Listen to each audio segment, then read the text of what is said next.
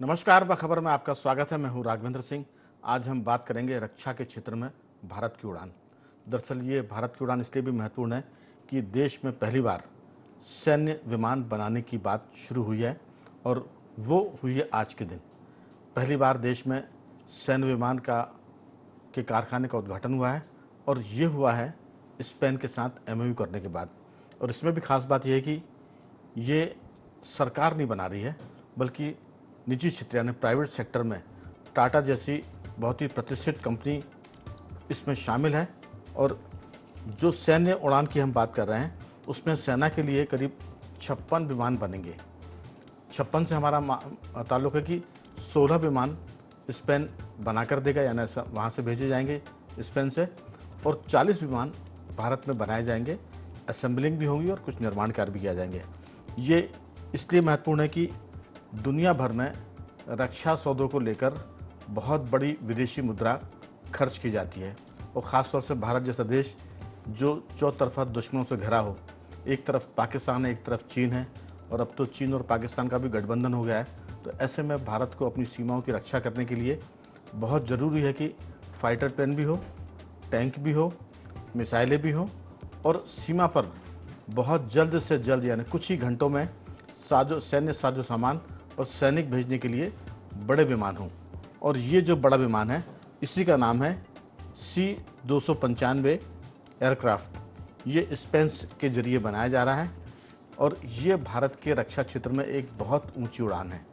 इसके अलावा भारत में निजी क्षेत्र जो है ड्रोन बनाने का काम कर रहा है। ड्रोन के साथ साथ HAL यानी हिंदुस्तान एयरोनॉटिक्स लिमिटेड तेजस फाइटर जेट बनाने का प्लान कर रहा है। और वो जो प्लान है वो 5th जनरेशन से ऊपर की बात है, यानी 6th जनरेशन का फाइटर जेट तेजस बनाया जाने वाला, जिसमें बहुत सारी विध्वंसक मिसाइलें लगेंगी। आज हम इस पर विस्तार से बात करेंगे। आपको बता दें कि कोई निजी कंपनी पहली बार ये सब करने जा रही है। टाटा के जरिए इसकी शुरुआत हो रही है। इस प्लेन की लंबाई जो है वो लगभग 84.8 के तो इसके विंग स्पैन है। इसकी टोटल जो लंबाई है वो करीब 80.3 फीट है। इसके साथ ऊंचाई 28.5 फीट होगी। विमान को 2 पायलट उड़ाएंगे और लगभग ये 73 सैनिकों या 48 पैराट्रूपर्स को लेकर जा सकेगा। इस सैन्य जहाज में अधिकतम 9,250 किलोग्राम वजन ले जाया जा सकता है और इसकी उड़ान की जो रेंज है वो 1,277 किलोमीटर से लेकर 4,587 किलोमीटर है। यानी ये लंबी दूरी तय कर सकता है और वो लंबी दूरी 4,500 किलोमीटर से ज़्यादा की है। बहुत बड़ी चीज़ है, अपने आप में माइलस्टोन है। चर्चा करेंगे विस्तार से। हमारे साथ स्टूडियो में इस पर चर्चा करने के लिए मौजूद है हमारे वरिष्ठ पत्रकार साथी श्री योगीराज योगेश जी। स्काइप पर हमारे साथ जुड़े हैं सामाजिक सरोकार से जुड़े डॉक्टर भूपेंद्र सोल्लेरे जी, और टेलीफोन लाइन पर हैं जियो पॉलिटिक्स के जानकार और भौगोलिक स्थिति में दखल रखने वाले रमेश सिंह जी फोन लाइन पर हैं। आप सभी का बहुत बहुत स्वागत है। रमेश जी, मेरी आवाज़ सुन पा रहे हैं आप? हाँ जी भैया, सुन रहा हूँ। दरअसल ये एक बड़ा मामला है। भारतीय आकाश में 16 विमान तो स्पेन बनाकर हमको देगा और 40 विमान यहाँ असेंबल किए जाएंगे। और ये भारत के इतिहास में पहला ऐसा मामला है कि यहाँ सैन्य साजो सामान के निर्माण की चीज़ निजी क्षेत्र में हो रही है। अब निजी क्षेत्र के द्वार खुल गए हैं, बड़ा आसमान है। इसमें ड्रोन बनाए जाएंगे। मिसाइलों के मामले में भी भारत की जो निजी कंपनियां वो काफ़ी काम कर रही है। बख्तरबंद गाड़ियां और टैंक बनाने में महिंद्रा एंड महिंद्रा पहले से ही काम कर रही है। L&T भी काम कर रही है इसमें। और बॉर्डर के जो इलाके हैं, सीमावर्ती इलाके, खासतौर से हम चीन की बात करें, वहाँ पर सड़क के लिए भी निजी क्षेत्र बहुत काम कर रहा है। आपकी राय? बड़ौदा का जो मामला है, प्रधानमंत्री नरेंद्र मोदी ने कहा है कि हम इसको एविएशन हब भी बनाएंगे। और ये बात हम कह सकते हैं कि पिछले 10 सालों में जो मोदी सरकार काम कर रही थी, अब उसके परिणाम आना दिखना शुरू हो गए हैं। कुछ दिनों पहले रुझान मिले थे मिसाइल बनने के बाद, अब इसके परिणाम भी दिखना शुरू हो गए हैं। आपकी राय रमेश जी, इसको आप किस ढंग से देखते हैं? और रक्षा के क्षेत्र में, रक्षा के उत्पादन के क्षेत्र में भारत का क्या भविष्य है? राघवेंद्र जी, भारत के इतिहास में पहली बार मोदी ने मेक इन इंडिया कार्यक्रम शुरू किया था। देखिए, मोदी जी शुरू में ये समझ गए थे कि अगर भारत को महाशक्ति बनाना है और देश की टॉप की अर्थव्यवस्था बनाना है तो इसके लिए हमारे यहाँ उद्योग धंधे बहुत है। हमने IIT के माध्यम से सॉफ्टवेयर इंजीनियर बनाया है और पूरी दुनिया के सॉफ्टवेयर इंडस्ट्री को हम डोमिनेट कर रहे हैं। लेकिन जब तक किसी भी राष्ट्र की वह महाशक्ति होना उसकी सैन्य ताकत पर निर्भर करता है, और सैन्य ताकत तब आपकी मानी जाएगी जब आज इस मामले में आप आत्मनिर्भर हो। जैसे हमने IIT बनाई तो सॉफ्टवेयर में हम टॉप में पहुंच गए। तो रक्षा के क्षेत्र में जो कोलैबोरेशन हो रहा है, जैसे हमने ब्रह्मोस बनाई, तेजस बनाए, ड्रोन बना रहे हैं, तो इससे एक रक्षा के क्षेत्र में खासतौर से रक्षा उत्पादन में एक कार्य संस्कृति डेवलप होती है। 35 कंपनियां इस उत्पादन में लगेंगी और उन 35 कंपनियों से जो इंस्पिरेशन प्रेरणा होगी, वहां कर्मचारी काम करेंगे, टेक्नोलॉजी को देखेंगे, वो उसका अनुभव करेंगे, फिर उस कंपनी को छोड़कर दूसरी कंपनी में जाएंगे। तो इससे देश में धीरे धीरे, जैसे 10 साल में मेक इन इंडिया ने गति पकड़ी है, तो इस तरह से अगले 1 दशक में भारत में रक्षा उत्पादन की संस्कृति डेवलप होगी। और जब हम अपने यहाँ रक्षा उत्पादन करके, अभी तो हम फॉरेन कोलैबोरेशन, विदेशी टेक्नोलॉजी को हस्तांतरित करके ये बना रहे हैं, लेकिन भविष्य में जैसे हमारा DRDO ने बहुत सारी ऐसे अनुसंधान किए हैं जो अभी तक हमारे लिए गुप्त है। अभी जो लद्दाख के टाइम पे उनने बहुत कुछ उजागर किए थे जो हमें नहीं पता थे। तो DRDO और इसके बाद निजी क्षेत्र में ये जो अनुसंधान होंगे, इससे हमारे रक्षा उत्पादन के मामले में हम अगले 10 वर्ष में आत्मनिर्भरता की तरफ बहुत तेजी से कदम बढ़ाएंगे। और जब हम रक्षा के क्षेत्र में आत्मनिर्भर होंगे तो भी हम महाशक्ति कहलाएंगे। चीन महाशक्ति के रास्ते पे इसलिए है क्योंकि रक्षा के उत्पादन में वो आत्मनिर्भर है। अमेरिका हो चाहे रूस हो, वो आत्मनिर्भर है। फ्रांस हो, आत्मनिर्भर है। जब हम आत्मनिर्भरता की तरफ बढ़ेंगे तो हम महाशक्ति भी बनेंगे। और इसके बाद हमारी जो अर्थव्यवस्था है वो भी दुनिया की टॉप की अर्थव्यवस्थाओं में आएगी। अच्छा, हमारे यहाँ निजी क्षेत्र में या देश के अंदर रक्षा उत्पादन इसलिए भी मायने रखता है कि आपको पता होगा कारगिल के टाइम पे और इसके पहले के जो 71 का युद्ध था और 65 का युद्ध था, इस दौरान अमेरिका ने युद्ध को रुकवाने के लिए कल पुर्जों का और जो सैन्य साजो सामान था उस पर प्रतिबंध लगा दिया था। अमेरिका, दुनिया, इजराइल, कारगिल के टाइम पे तो इजराइल पे भी दबाव बनाया था कि वो गाइडेड जो सिस्टम है उसको ना दे, हालांकि इजराइल ने वो दिया। तो युद्ध के टाइम पे ये चीज बहुत अटकती है कि जब हम आत्मनिर्भर ना हो तो हम छोटे एक नट बोल्ट के लिए भी तरस जाते, हमारे विमान खड़े हो जाते। जब हमारे ही देश में इन चीजों का उत्पादन होगा तो युद्ध की स्थिति में हम आत्मनिर्भर होंगे, किसी दूसरे देश की तरफ देखने की जरूरत नहीं होगी। टेक्नोलॉजी ट्रांसफर होता है तो उससे दूसरे देश भी मजबूर हो जाते हैं।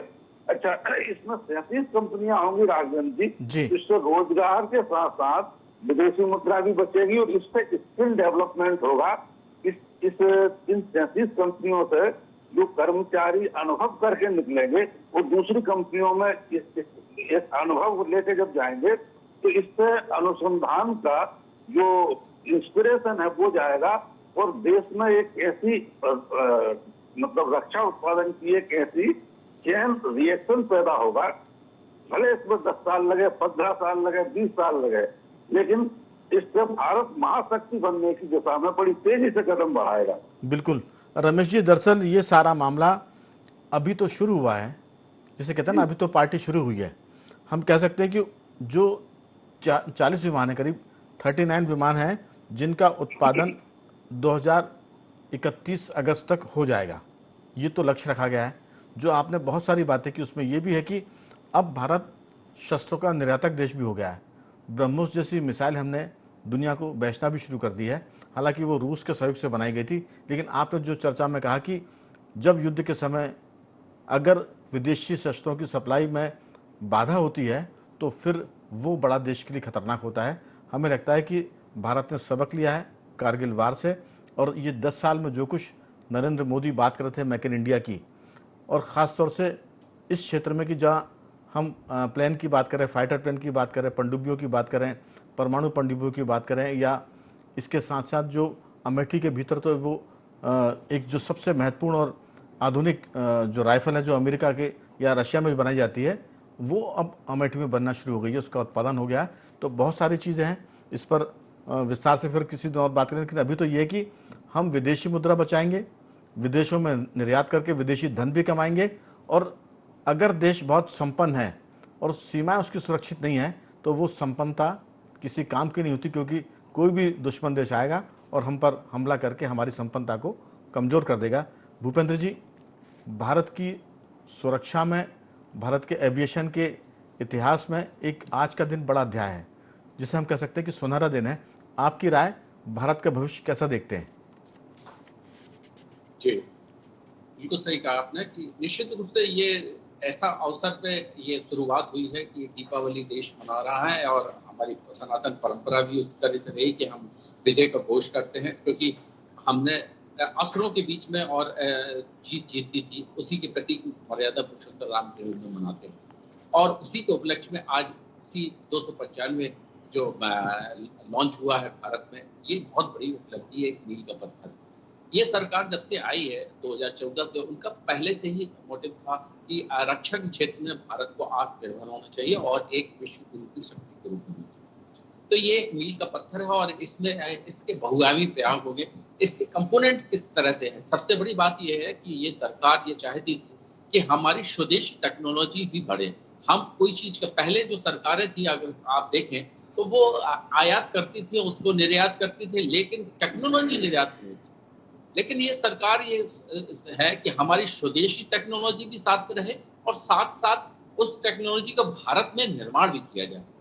आज जैसे पूर्व वक्ता बताया जिस तरह से, उसी को तारतम्य में आगे लेके जाऊंगा, क्योंकि इसका सबसे मेन चीज ये है कि ये इसमें हवा में ही ऊपर इसका फ्यूल भर सकते हैं। सबसे बड़ी महत्वपूर्ण चीज है कि जो सैन्य चीजें हैं, जिसमें चाहे सैन्य टैंकर हो, चाहे कोई भी चीज हो, उन चीजों को उसमें ले जाके और सैनिक लोगों को एक जगह से दूसरी जगह डिप्लोमेट किया जा सकता है। ये एक बहुत बड़ी महत्वपूर्ण चीज है। ये टेक्नोलॉजी जो अब बन जाना, जिसमें 40 करीब वायुसेना को दिए जा रहे हैं, उससे नौसेना को दिए जा रहे हैं। तो हमारी वायुसेना के बहुत से, और नौसेना में तो बहुत पहले से ही कई विमान आ नहीं पाए थे, जिसके कारण हमारी टेक्नोलॉजी पीछे होती जा रही थी। हम उस रक्षा के क्षेत्र में पीछे होते जा रहे थे। और सबसे बड़ी टाई अप जो किया है, 37 कंपनियां, उसमें HAL है, DRDO है और NRDC है, जो कि भारत के रक्षा क्षेत्र में बहुत सी कंपनियां हैं। और साथ में प्राइवेट सेक्टरों की कंपनियां हैं जो छोटी छोटी लेवल की, जिनमें 1400 पुर्जों की अपेक्षा 13,000 पुर्जे तो यहीं पे बनेंगे। और ये सबसे बड़ी बात है कि कुछ पुर्जे अगर आएंगे भी तो असेंबल होके यहाँ पे ही भारत में असेंबल किया जाएगा, जिससे रोजगार की बहुत बड़ी संभावना मार्केट में आएगी और साथ में हमारी जो स्किल है वो भी डेवलप होगी। ये इससे वर्तमान सरकार का एक जो विजन है वो बिल्कुल क्लियर दिख रहा है कि राष्ट्र की सुरक्षा से कोई समझौता नहीं किया जा सकता।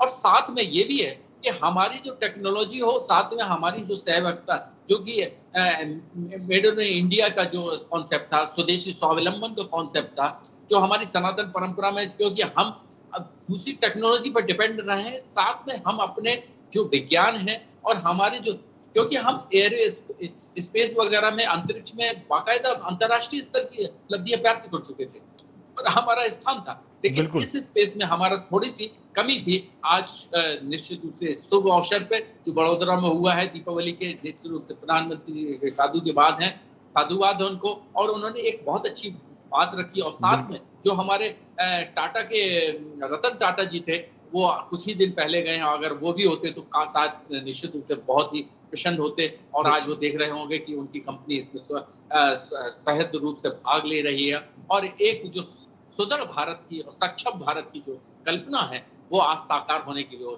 हम अग्रसर कर रहे हैं। बिल्कुल भूपेंद्र जी, दरअसल आज तो दिवाली तो कल से शुरू होगी, लेकिन दिवाली तो आज से शुरू हो गई है और वो दिवाली भारतीय मुद्रा माने विदेशी मुद्रा को भी है, भारतीय सुरक्षा को भी लेकर भी है और मेक इन इंडिया को लेकर भी है। असल में योगी राज जी, एवरो 748 विमान 1960 के दशक में हमारे देश में आया था और उसके बाद फिर इसकी जो भी तकनीकें हैं वो भले वो एक तरह से अपने आप को डेवलप करता रहा, लेकिन नए विमान नहीं आए। अभी जो बात है वो ये कि 2021 में स्पेन से जो है 21,935 करोड़ का ये रक्षा सौदा हुआ था। 21,000 रुपये बहुत बड़ी रकम होती है।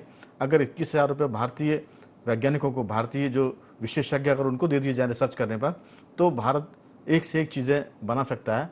लेकिन अब मुझे लगता है कि भारत रिसर्च के क्षेत्र, शोध के क्षेत्र में भी बड़ा काम करेगा, क्योंकि विदेशी मुद्रा की बचत होगी, भारत को तकनीक मिलेगी, भारत में इन चीज़ों का निर्माण होगा, और निर्माण के साथ साथ जब हम उसको सुधार करके नई चीज़ बनाएंगे तो फिर दुनिया उसको हाथों हाथ लेगी, क्योंकि भारत ने जो भी चीज़ों को सुधार करके बनाया है, चाहे वो ब्रह्मोस मिसाइल की बात हो जो रूस के सहयोग से बनाई गई थी, लेकिन अब वो दुनिया में उसका डंका पिट रहा है। बताते हैं कि अभी हालांकि उसका कोई परीक्षण तो नहीं हुआ है, कोई टेस्ट तो नहीं हुआ है किसी युद्ध में, लेकिन दुनिया का कोई भी रडार उसको पकड़ नहीं सकता। वो ऐसी बैलिस्टिक मिसाइल है। इसके साथ साथ आज हम जिसकी बात कर रहे हैं, जिस सैन्य विमान की, वो भी भारतीय सैन्य उत्पादन के क्षेत्र में बहुत स्वर्णिम दिन है। आपकी राय, ये जो सारा मामला है अभी तो ये शुरुआत है, जैसा मैंने कहा, आगे आगे देखिए इसमें होता है क्या। योगीराज जी देखिए राघवेंद्र जी, एयरफोर्स जो है किसी भी देश के लिए सबसे इम्पोर्टेंट रोल प्ले करती है संकट की स्थिति में, युद्ध की स्थिति में, और बहुत सारी परिस्थितियों के उसमें सबसे ज़्यादा यदि कारगर कोई साबित हुई है तो एयरफोर्स या विमान जो हमारी सेवाएं रहती हैं, चाहे वो देश के भीतर संकट का मामला हो, बिल्कुल, या सैन्य कार्रवाई के भीतर। पहले तो जो आपने कहा कि एयरफोर्स इतनी महत्वपूर्ण होती है कि वो जब बम्बार्डिंग करते हैं, बमों की वर्षा करते हैं, उसके बाद से फिर नौसेना को आगे बढ़ने का मौका मिलता है। पहले उसके लिए वो रास्ता तैयार करते हैं। अगर आपके फाइटर यानी एयरफोर्स स्ट्रांग है तो फिर बहुत सी चीज़ें आसान हो जाती है। जी बिल्कुल। अभी आप देखिए ताज़ा उदाहरण में, थोड़ा सा विषय थोड़ा सा हट रहा है, अभी इजराइल ने जब ईरान पर अटैक किया, उसने अपने विमान ही भेजे, उसने अपने प्लेन से उन पर अटैक किया, वो मिसाइलों के चक्कर में नहीं पड़ा वो जी, और गए और हमला करके वापस चले आए। तो सबसे ज़्यादा सेफ और सबसे आवश्यक है जी। यदि इस क्षेत्र में भारत इस तरह की उपलब्धि हासिल कर रहा है तो निश्चित तौर पर भारत और देश के प्रधानमंत्री और रक्षा विशेषज्ञ और वैज्ञानिक ये बधाई के पात्र हैं, क्योंकि ये टेक्नोलॉजी जो कभी हमारे लिए दुर्लभ हुआ करती थी या जो हमारे लिए असंभव थी जी, वो आज हम यहाँ बना रहे हैं। और एक समय यह था जब क्रायोजेनिक इंजन की प्रणाली देने से मना कर दिया था देशों ने, भारत ने उसमें भी आत्मनिर्भर हुआ और बना के बताया। मुझे ये चीज़ याद आ रही है, लगता है कि 1992-93 के आसपास की बात है, 93 के आसपास की, जब रूस हमें क्रायोजेनिक इंजन दे रहा था रॉकेट के लिए जी, और अमेरिका के दबाव में उसने भारत को वो इंजन देने से इनकार किया था। फिर बाद में भारतीय वैज्ञानिकों ने खुद वो इंजन विकसित किया और बाद में हमने फिर कितने रॉकेट लॉन्च किए तो अब उसकी संख्या नहीं, क्योंकि अनगिनत रॉकेट लॉन्च कर दिए भारतीय वैज्ञानिकों ने, ऐसा इंजन तैयार किया। जी नहीं, और आप ये देखिए मंगल मिशन हो, चंद्रयान का मिशन हो, अपन ने आधी कीमत में उनको पूरा करके दिखाया दुनिया को। तो यहाँ के वैज्ञानिक, यहाँ की टेक्नोलॉजी आज भी दुनिया से अव्वल है। ये भारत ने एक बार नहीं कई बार साबित करके दिखाया, बशर्ते कि सरकार उनकी मदद करे, सरकार सहयोग करे। जी नहीं, ये सरकार सहयोग कर रही तभी तो ये संभव हो पाया। एक चीज़ और मैं आपसे कहूँगा, जिस HAL की आज बात हो रही है वो HAL घाटे में था आज से 10 साल पहले, और विपक्षी दलों ने तो ये कहा था कि ये इसके डिब्बे बंद कर दो, इसका कोई मतलब नहीं इसका। उस HAL को प्रधानमंत्री ने अपनी टारगेट पर लिया कि नहीं इसको बढ़ाना है, और आज वो HAL देश की सबसे ज़्यादा मुनाफे कमाने वाली और सबसे ज़्यादा ये डिफेंस के सेक्टर में प्रोडक्शन करने वाली कंपनी है, और उस लेवल पे वो काम कर रही है जिस लेवल पर एलन मस्क और इस तरह के लोग काम करते हैं। तो आप सोचिए कि जो कंपनी घाटे में जा रही थी उसको लाभ में लेकर आए। और वायुसेना के मामले में, एयरफोर्स के मामले में, चाहे आप एयर सेवाओं के मामले में आप बात कर लो, भारत में क्रांति हुई है। ये लोग इसको समझ नहीं रहे या बाद में समझेंगे, लेकिन समझ तो रहे हैं, लेकिन किसी की प्रशंसा करने के लिए दिल बड़ा चाहिए। अब दिल लोगों के छोटे हो रहे हैं, दिमाग बड़े हो रहे हैं। जी बिल्कुल, क्योंकि आप ये देखिए राघवेंद्र जी, हमारे यहाँ कितने बड़े चैलेंजेस है। भारत में आप पहाड़ी इलाकों में पैदल जाना मुश्किल था आज से 10 साल 15 साल पहले, खासतौर पर यदि आप सेंसिटिव जोन की यदि आप बात करें, आप पूर्वोत्तर में चले जाएं, आप कश्मीर की घाटी में चले जाएं, ऐसे इलाके जहाँ लोग पैदल नहीं जा पाते थे, आज में ट्रेन और एयर पट्टी बन रही वहाँ। तो ये कितनी बड़ी बात है। और एक और बात जिसको मैं इस बात से क्या समाप्त करूंगा कि जी। जब मोदी सरकार आई थी तो उन्होंने ये जो शब्द दिए थे, make in India, digital India, startup India, इनको मजाक उड़ाया गया था कि अरे ये तो शब्द है, इनका क्या है, शब्दों का खेला है और इनसे कुछ होना जाना नहीं है। जब जनधन खाते खोले गए देश में तो लोगों का ये क्या बकवास लगा रखी, इससे क्या होता है। आज हर उस स्टेप की इंपॉर्टेंस, आज हर उस स्टेप की सार्थकता साबित हो रही है कि कैसे मेक इन इंडिया की जो आप हंसी उड़ा रहे थे विपक्षी दल, ये मेक इन इंडिया का सर्वश्रेष्ठ उदाहरण है कि वो जो विमान, जो दुनिया जो चीज़ हमें नहीं देती थी, वो आज हम अपने घर बना रहे हैं। और ये तो अभी 40 विमान की बात हो रही है। जब ये आगे बढ़ेंगे तो बताइए आप, ये सिलसिला कहाँ पहुँचेगा और कहाँ जाके ये रुकेगा, और किस क्षेत्र में भारत तरक्की कर रहा है। ये सब स्किल इंडिया का कमाल है, ये मेक इन इंडिया का कमाल है, ये डिजिटल इंडिया का कमाल है। फ्रांस के राष्ट्रपति आए थे तो उनको बताया था प्रधानमंत्री मोदी ने कि कैसे हमारे यहाँ ट्रांसफर 1 सेकंड में पैसे ट्रांसफर हो जाते हैं। तो दुनिया इन चीज़ों का लोहा मान रही है। इनको आप अभी शब्दों का ही खेल समझ रहे थे लोग, और उस देश में और इम्पोर्टेंस हो जाते हैं। अभी हम 3 दिन से खबर देख रहे हैं, अखबारों में पढ़ रहे हैं, 20 विमानों में बम की धमकी दे दी, वंदे भारत ट्रेन निकली तो लोगों ने पथराव कर दिया। तो ऐसी परिस्थितियों के बीच इतना डेवलपमेंट करना, ये अपने आप में अचीवमेंट है। योगीराज जी, दरअसल ये जो विमानों की में धमकियों की बात है, ये कोई मामूली बात नहीं है। इसके पीछे गहरा षड्यंत्र लगता है, क्योंकि 1 दिन 2 दिन कोई धमकी दे अलग बात है, 350 के करीब विमानों को धमकियाँ दी जा चुकी है। अब ट्रेनों में भी बम लगाने की बात हो रही है। तो इसके पीछे अंतर्राष्ट्रीय साजिश है, ताकि जो भारतीय सुरक्षा तंत्र है वो इन धमकियों से तंग आ जाए, और उसके बाद जब लापरवाही करे तब हम धमाके कर दें। ये एक किस्म का थकाने का मामला है, एक माइंड गेम है ये, और ये इसके पीछे साजिश है। ये छोटा मोटा खेल नहीं है, लेकिन देश की संस्थाएं इस पर काम कर रही होंगी, मुझे लगता है जी। हाँ, नहीं, ये इसलिए महत्वपूर्ण हो जाता है कि हमारे यहाँ ऐसी ताकतें काम कर रही हैं, और इसके बावजूद हम इतना इंटरनेशनल उच्च क्वालिटी का हम डेवलपमेंट करके दिखा रहे हैं। माने ये धमकियां सिलसिले से चल रही हैं। इसके पीछे बीच में जरूर हम लोग भी चिंता कर रहे थे कि ये मजाक नहीं है, जो धमकियों का सिलसिला बना हुआ है और रोज बन रहा है, और अब ये विस्तारित होकर ट्रेनों में आ गया है। स्कूलों की धमकियों की बात हो रही है कि स्कूलों को बम छोड़ा देंगे। तो भारतीय जो खुफिया तंत्र है या जो सुरक्षा तंत्र है, उसको दिग्भ्रमित करने की कोशिश है, और लोगों में एक तरह से बेचैनी लाने की कोशिश है, लोग चिंतित हो जाएं। तो खैर, इस पे तो जो खुफिया एजेंसियां वो काम कर ही रही होंगी। हम सबको भी सतर्क रहने की ज़रूरत है। दिवाली भी आ रही है, अगर किसी को कोई संदिग्ध व्यक्ति मिले, कोई संदिग्ध गतिविधि हो, तो ज़रूर हमको पुलिस को या जो सुरक्षा एजेंसी हो उनको इसकी सूचना देना चाहिए, क्योंकि ये हम सब की जिम्मेदारी है।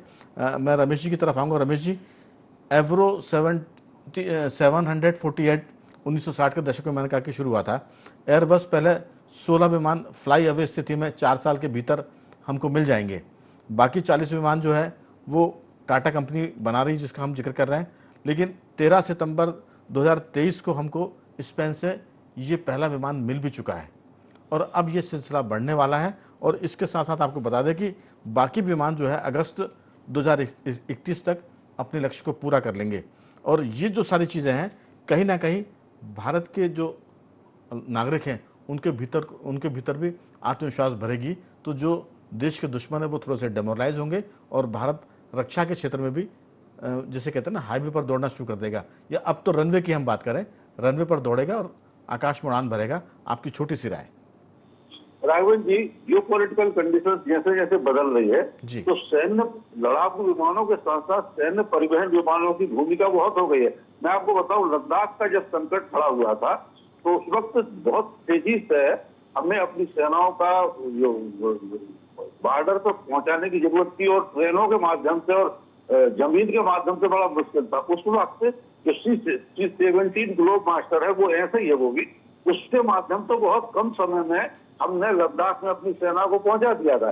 इसके बाद आपने देखा होगा कि अभी हमने मैरीटाइम अरब सागर में मैरीटाइम ऑपरेशन किया, ये जो समुद्री गश्तियों के लिए। उस वक्त एयर ड्रॉपिंग के लिए भी C-17 का उपयोग किया गया था। मालदीव में जब वो तख्ता पलट हुआ था, उस वक्त हमने एयर ड्रॉपिंग की थी, उस वक्त भी C-17 की जरूरत पड़ी थी जी। तो अब नई परिस्थितियों में हमें एक नए परिवहन विमान की और ज्यादा संख्या में जरूरत है, क्योंकि अब सैन्य परिस्थितियां और जियो पोलिटिकल सिचुएशन बड़े जल्दी बदल जाती, और ट्रेन के द्वारा और जमीनी वाहनों के द्वारा सैन्य सप्लाई बड़ी देर से हो पाती। तो उसके लिए सैन्य परिवहन विमानों की ज्यादा जरूरत थी, और ये वो उस जरूरत को पूरा करें। बिल्कुल, हम ये कहते हैं कि सड़क परिवहन सीमा तक पहुंच गया है, रेलवे की भी पहुंच सीमा तक पहुंच गई है। चाहे हम पाकिस्तान के जम्मू कश्मीर की बात करें, या लद्दाख की बात करें, या अरुणाचल की बात करें, और पहाड़ों के बीच में से काट के टनल बनाई गई है, और कई किलोमीटर लंबी टनल भीतर बनाई गई है। अब 12 महीने साल भर हम अपनी सीमा पर जवानों को भेज सकते हैं, उनकी आवाजाही हो सकती है। पहले ये सिलसिला बर्फबारी के दौरान बंद होता था 2 महीने, अब ये लगता है कि साल भर चलेगा और सीमाएं सुरक्षित होंगी और सैनिकों की आवाजाही होगी। आपकी भूपेंद्र जी बहुत छोटी सी टिप्पणी इस पर। देखिए, निश्चित रूप से इस 1995 की ओलंपिक के आज जो उद्घाटन हुआ उसकी खेप 4 साल बाद आएगी और जिसके साथ भारत निश्चित रूप से 360 डिग्री पे मान के चलिए कि बहुगामी रूप से विकसित राष्ट्र की ओर बढ़ेगा और स्वावलंबन और जो सरकार की और जो यहाँ की जनता जो राष्ट्र जो भावना जगेगी, अपने एक जो भावना एक सुरक्षा की भावना आएगी। और भारत की तो हमेशा वसुधैव कुटुंबकम और की धारणा ही रही है कि हम सुरक्षित है तो दूसरे को भी सुरक्षित रहेगा और जो आसपास हमारे पड़ोसी देश हैं और जो हमारे सौहार्द है उसका भी फायदा होगा। और भारत एक नए आयाम के साथ जो अपनी पुरातन संस्कृति के साथ साथ फिर से क्योंकि 100 वर्ष के बाद जो भारत के प्रधानमंत्री ने कहा है कि विकसित भारत की परिकल्पना होगी और हम उसके स्वरूप को साकार होते हुए देख रहे हैं। क्योंकि आज के समय में जहाँ पर रक्षा के रूप में कोई अगर आत्मनिर्भर नहीं है तो वो राष्ट्र निश्चित रूप से संपन्न नहीं माना जाता और जिससे आज वो एक कड़ी की शुरुआत हो गई है और निश्चित रूप से हम आने वाले विकसित भारत के रूप में एक कदम। बिल्कुल योगी राज जी, विदेशी मुद्रा का भंडार हमारे पास जबरदस्त हो गया और ये 700 करोड़ डॉलर से भी ज़्यादा का हो गया है।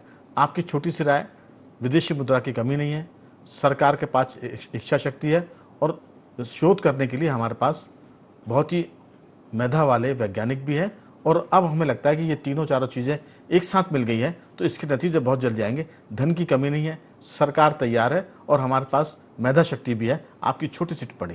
देखिए राघवन जी, ये बिल्कुल सही बात है। विदेशी मुद्रा भंडार भी जमकर है इस समय, बिल्कुल कुबेर के भंडार जैसा हुआ है यहाँ भारत में। हाँ, लोग तो कहते हैं कि पेट्रोल का दाम कम कर दो ताकि सरकार के पास पैसा कम हो जाए, टैक्सेस कम कर दो। अगर सब आप रियायत देंगे तो फिर सरकार ये सब काम कहाँ से करेगी? बिल्कुल जी। दूसरा, इसमें आप कुछ भी कहिए राघवन जी, लीडरशिप को आपको श्रेय देना पड़ेगा। हमने 2 मौके ऐसे देखे जब पहला हमारा मिशन सक्सेस हुआ, चंद्रयान मिशन जी, बहुत तो जल्दी से गए वहां पे बिल्कुल, और उनका हौसला बढ़ाया वैज्ञानिकों का। बिल्कुल ऐसे ही इन मामलों में भी प्रधानमंत्री इनिशिएटिव तुरंत लेते हैं और काम करते हैं और उसके परिणाम आज हम सबके सामने। और एक बस छोटी सी बात है, ये वो विमान है कि बिल्कुल 300 फीट की पट्टी पर ही उतर सकते हैं और खाली हो सकते हैं। बिल्कुल कह सकते हैं कि सरकार की इच्छा शक्ति है और भारत के सुनहरे दिन रक्षा क्षेत्र में अब सबको दिखने शुरू हो गए। जो कुछ सरकार ने तय किया था उसके रुझान आने लगे, परिणाम दिख रहे हैं। भारत का भविष्य बहुत स्वर्णिम है और उम्मीद करते हैं कि ये जल्दी नए नए आयाम छुएगा। मैं तीनों मेहमानों का धन्यवाद करूंगा। भूपेंद्र जी आपका साधुवाद, योगराज जी आपका धन्यवाद और रमेश जी आपका बहुत बहुत धन्यवाद कि आपने इस चर्चा में हिस्सा लिया। तो बाखबर में सिर्फ इतना ही। बने रहिए हमारे साथ और देखते रहिए IND24।